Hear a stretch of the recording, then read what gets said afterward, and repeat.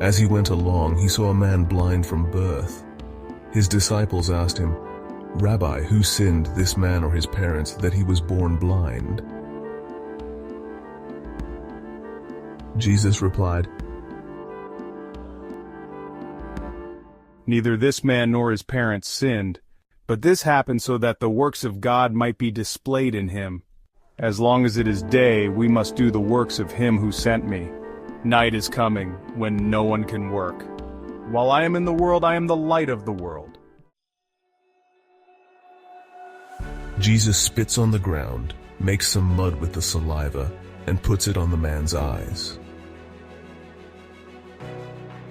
"Go wash in the pool of Siloam." The man goes and washes in the pool of Siloam. He comes home seeing. The man's neighbors and those who had formerly seen him begging gather around. "Isn't this the same man who used to sit and beg?" No, he only looks like him. I am the man. "How then were your eyes opened?" The man they called Jesus made some mud and put it on my eyes. He told me to go to Siloam and wash. So I went and washed, and then I could see. "Where is this man?" I don't know. They brought to the Pharisees the man who had been blind. Now the day on which Jesus had made the mud and opened the man's eyes was a Sabbath. Therefore the Pharisees also asked him how he had received his sight. He put mud on my eyes, and I washed, and now I see.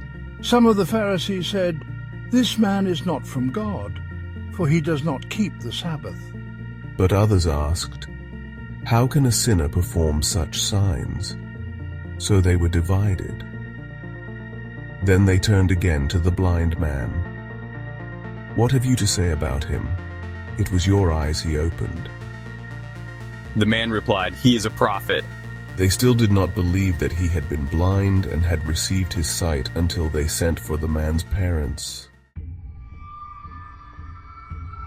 "Is this your son?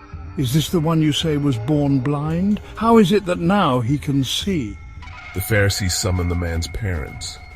"We know he is our son, and we know he was born blind.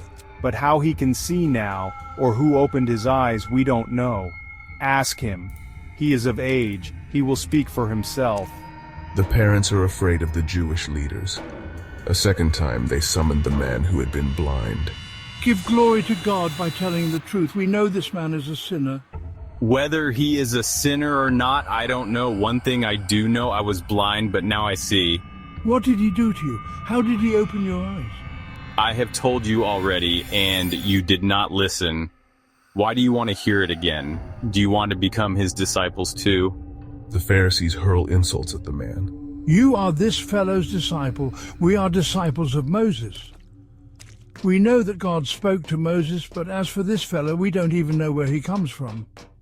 Now that is remarkable. You don't know where he comes from, yet he opened my eyes. We know that God does not listen to sinners.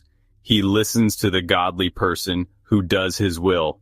Nobody has ever heard of opening the eyes of a man born blind. If this man were not from God, he could do nothing.